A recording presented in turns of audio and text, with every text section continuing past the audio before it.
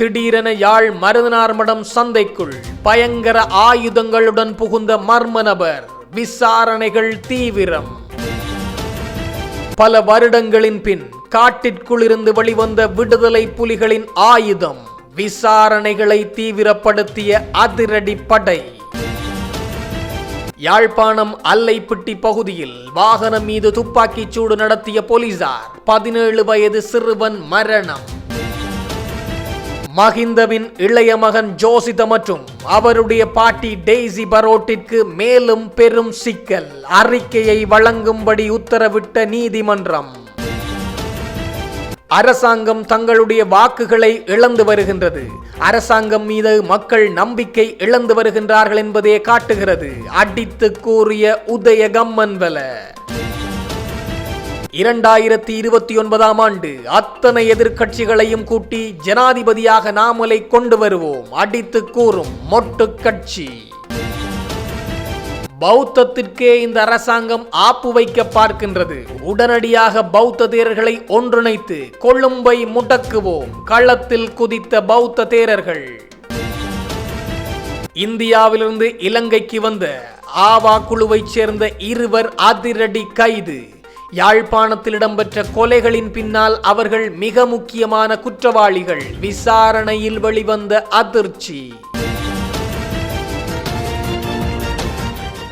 யாழ்ப்பாணம் அல்லைப்பிட்டி பகுதியில் காவல்துறையினரின் உத்தரவை மீறி செல்ல முற்பட்ட ஹயஸ் ரக வாகனம் மீது காவல்துறையினர் துப்பாக்கிச் சூடு நடத்தியதில் 17 வயது இளைஞர் ஒருவர் உயிரிழந்துள்ளார்.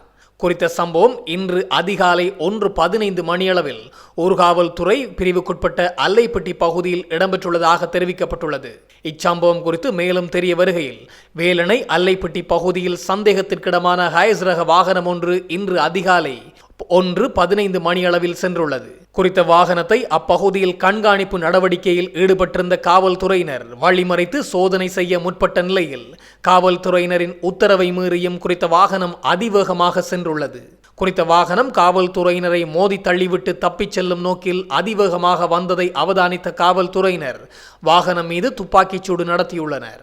இந்த துப்பாக்கிச் சூட்டு சம்பவத்தின் போது கற்பக பிள்ளையார் கோவில், வட்டுக்கோட்டை வடக்கு சித்தங்கேணியைச் சேர்ந்த அல்பினோ அருள் பயாஸ் என்ற 17 வயதுடைய சிறுவர் ஒருவர் உயிரிழந்துள்ளார். குறித்த சம்பவத்தில் காயமடைந்த நபரை காவல்துறையினர் யாழ்ப்பாணம் போதனா வைத்தியசாலையில் அனுமதித்த போது அவர் சிகிச்சை பலனின்றி உயிரிழந்துள்ளதாகவும் வைத்தியசாலை வட்டாரங்கள் தெரிவித்துள்ளது. அதே நேரம் சம்பவத்தின் போது குறித்த வாகனத்தில் வட்டுக்கோட்டை மற்றும் நல்லூர் பகுதிகளைச் சேர்ந்த 3 பயணித்த நிலையில் ஏனைய 2 காவல்துறையினரால் கைது செய்யப்பட்டுள்ளதாக ஊர்காவல்துறை போலீசார் தெரிவித்துள்ளனர். அத்துடன் குறித்த சம்பவத்தினை ஊர்காவல்துறை நீதிமன்ற நீதவான் நளினி சுபாஸ்கரன் நேரில் சென்று பார்வையிட்டிருந்தார். முன்னாள் ஜனாதிபதி மஹிந்த ராஜபக்சவின் மகன் ஜோசித ராஜபக்ச மீது பண மோசடி தடுப்பு சட்டத்தின் கீழ் குற்றம் சாட்டப்பட்டதாக சட்டமா அதிபர் குற்றப்பத்திரிகை தாக்கல் செய்துள்ளார். ஜோசித ராஜபக்ச மற்றும் அவரது பாட்டி டெய்சி பரோட் மீது தாக்கல் செய்யப்பட்ட வழக்கு நேற்று உயர் நீதிமன்ற நீதிபதி ரஷ்மி சிங்கம்புலியால் விசாரணைக்கு எடுத்துக் கொள்ளப்பட்டது. ஏப்ரல் 24ஆம் தேதி இந்த வழக்கு ஒத்திவைக்கப்பட்டுள்ளது. பிரதிவாதியான டெய்சி பரோட் விசாரணைகளில் பங்கேற்க மனரீதியாக தயாராக உள்ளாரா என்பதை மதிப்பிடுவதற்காக அழைக்கப்பட்ட கொழும்பு தடயவியல் மருத்துவ அதிகாரிகளிடமிருந்து நிபுணர் மருத்துவ அறிக்கை இன்னும் பெறப்படவில்லை. அதன்படி அறிக்கை சமர்ப்பிக்கப்பட்ட பிறகு வழக்கு விசாரணைக்கு புதிய திகதியை நிர்ணயிக்க வேண்டும் என்றும் வழக்கறிஞர் கோரிக்கை விடுத்துள்ளார்.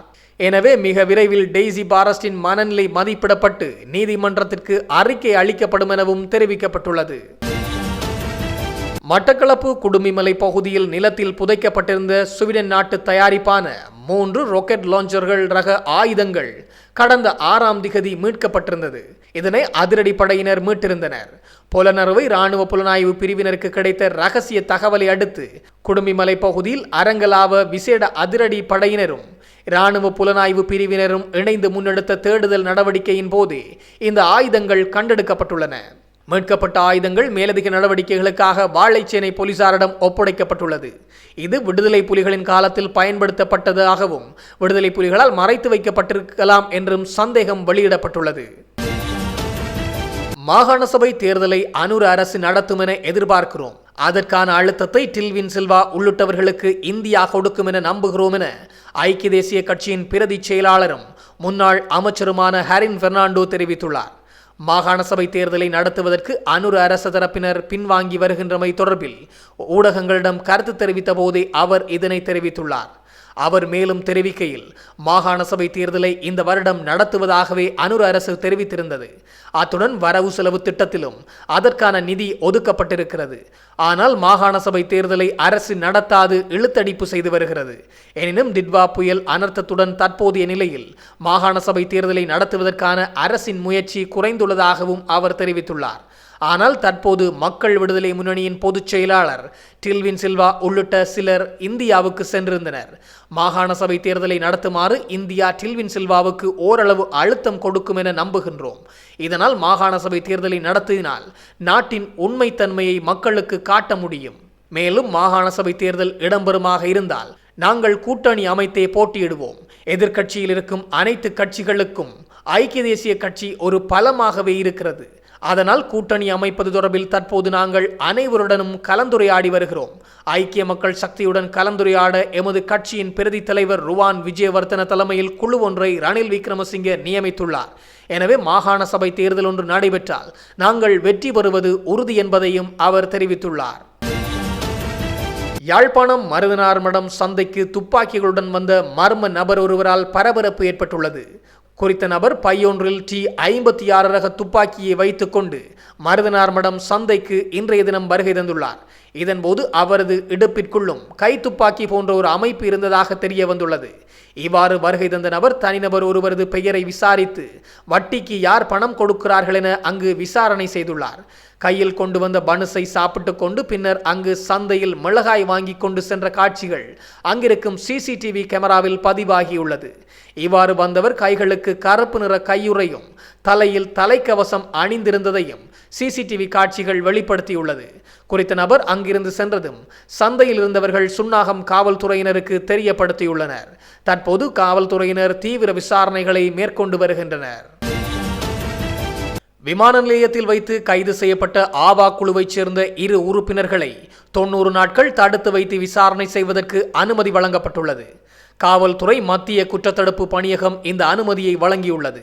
சம்பவம் தொடர்பில் தெரிய வருகையில், இந்தியாவுக்கு தப்பிச் சென்றிருந்த இந்த 2 சந்தேக நபர்களும் அண்மையில் இலங்கைக்கு வருகை தந்தபோது கட்டுநாயக்க விமான நிலையத்தில் வைத்து காவல்துறையினரால் கைது செய்யப்பட்டுள்ளனர்.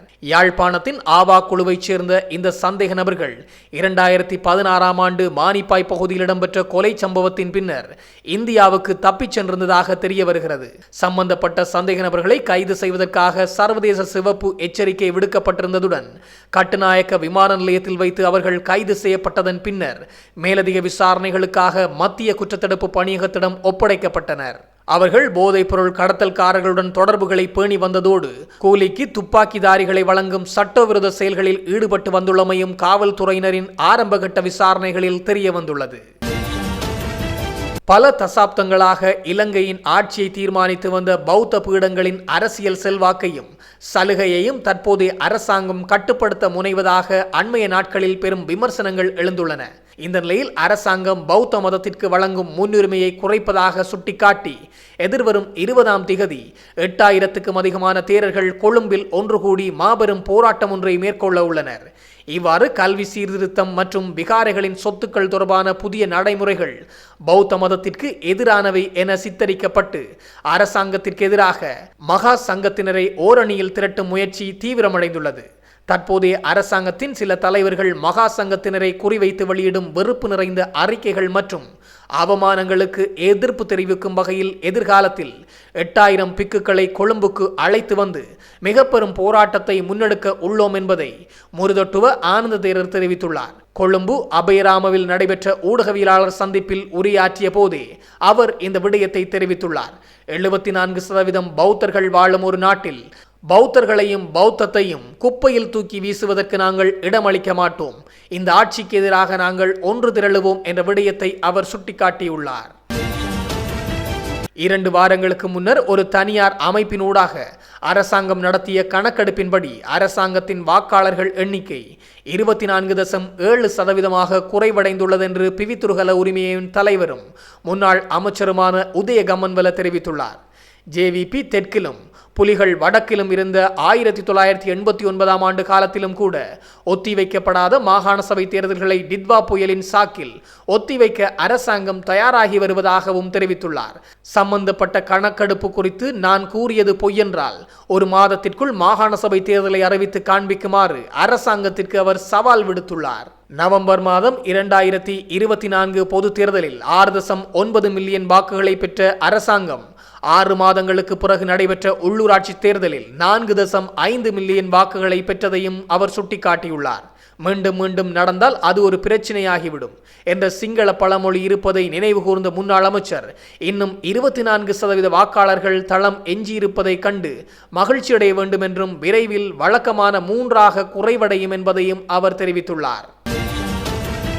அரசாங்கத்தின் ஊழல் மோசடிகளை சுட்டிக்காட்டுவதால் ராஜபக்சக்களின் வாக்குகளை அரசாங்கம் துரிதப்படுத்துகிறது என ஸ்ரீலங்கா பொதுஜன பெரமுனவின் அம்பாந்தோட்டை மாவட்ட நாடாளுமன்ற உறுப்பினர் டிவி சாணக்க தெரிவித்துள்ளார். பொதுஜன பெரமுன அலுவலகத்தில் நேற்று இடம்பெற்ற நிகழ்வொன்றில் உரையாற்றுகையிலேயே அவர் இவ்வாறு குறிப்பிட்டுள்ளார். அரசாங்கத்தின் மீதான மக்கள் நம்பிக்கை நாளுக்கு நாள் குறைவடைந்து செல்கிறதையே தவிர எழுச்சி பெறவில்லை. கடந்த கால அரசாங்கங்கள் மற்றும் ஆட்சியாளர்கள் மீது பல குற்றச்சாட்டுக்களை தேசிய மக்கள் சக்தியினர் முன்வைத்துள்ளனர். அந்த குற்றச்சாட்டுக்கள் இன்று அரசாங்கத்திற்கு எதிராக திரும்பியுள்ளது. எதிர்க்கட்சியில் இருக்கும் போதும் எண்ணம் போல் எதனையும் செய்யலாம், ஆனால் ஆட்சிக்கு வந்ததன் பின்னர் அனைத்தையும் செய்ய முடியாது என்பதற்கு தேசிய மக்கள் சக்தி தலைமையிலான அரசாங்கம் சிறந்ததொரு எடுத்துக்காட்டாகும். 2029ஆம் ஆண்டு ஜனாதிபதி தேர்தலில் ஸ்ரீலங்கா பொதுஜன பெரமுன அமோக வெற்றி பெறும். பரந்துபட்ட அரசியல் கூட்டணி ஊடாக ஜனாதிபதி வேட்பாளராக நாமல் ராஜபக்சவை முன்னிலைப்படுத்துவோம். சகல எதிர்க்கட்சிகளையும் ஒன்றிணைத்து பலமான அரசியல் கூட்டணியை நிச்சயம் உருவாக்குவோம். எதிர்க்கட்சிகளை அச்சுறுத்தி மோசடிகளை மூடி மறைக்க முடியாது என்பதை அரசாங்கம் நினைவிற்கொள்ள வேண்டும் எனவும் அவர் எச்சரித்துள்ளார்.